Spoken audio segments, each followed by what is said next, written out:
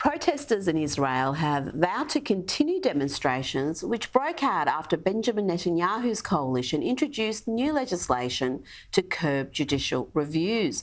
The Reasonableness Bill removes the Supreme Court's power to cancel government decisions it deems unreasonable.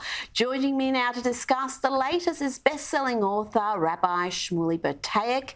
Rabbi, is this a minor correction, as Benjamin Netanyahu suggests, or are these protests justified? They've caused mass disruption now for months.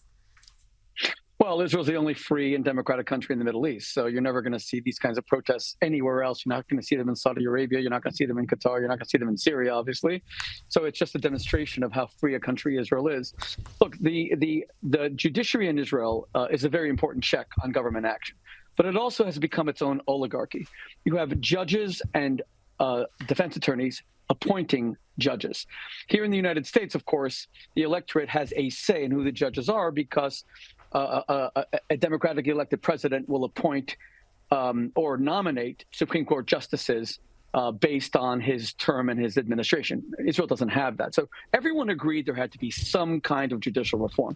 The fact that a lot of the country is opposed to these reforms and says they've gone too far, well, they're exercising their democratic right to oppose it. The fact that the government has a mandate to institute these reforms, that's what democracy is all about. But one thing I do want to say is that those who are dumping on Israel and saying Israel's falling apart and all this, I remember at the height of COVID when Australia was in total lockdown, so most of the world was. I remember after George Floyd was murdered by a corrupt cop, I remember millions of Americans in the middle of a once-in-a-century pandemic were marching all around. There was a lot of violence. A lot of people got hurt. In Israel, no violence. No one's getting hurt. They're just protesting something, and we'll see if the Israeli people will work it out.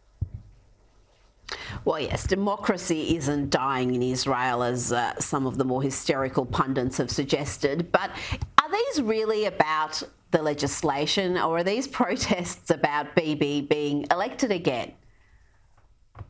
Look, I think it's a bit of both, but I think the latter plays a very important role.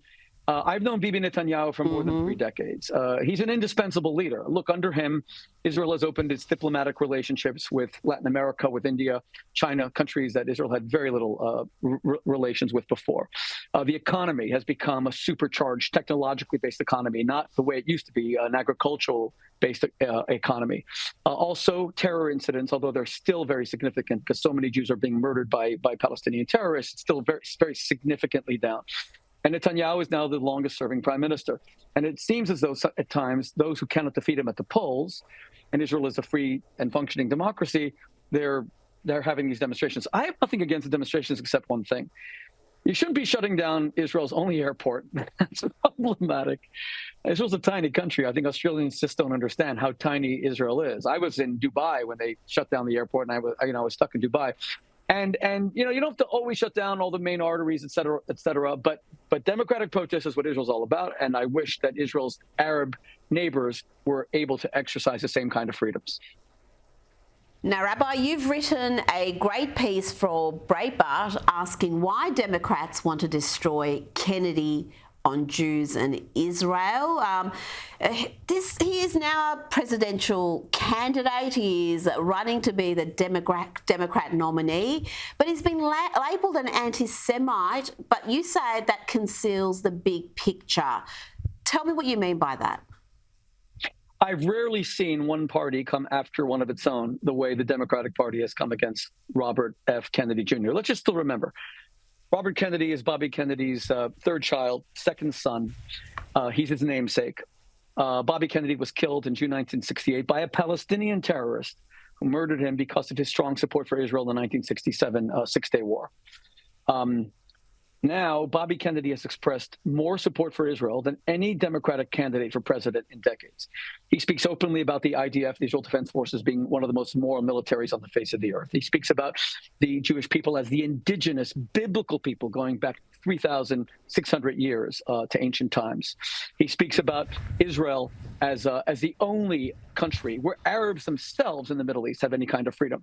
We don't hear that from President Biden, who's giving us a new Iran deal, which Bobby opposes, a new Iran deal that will give the Iranian mullahs $100 billion.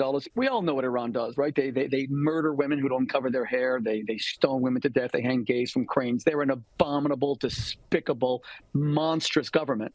And President Biden wants to give them all this money. So I don't endorse candidates, but Bobby's a good friend. Bobby Kennedy represents a mortal threat to the Biden presidency.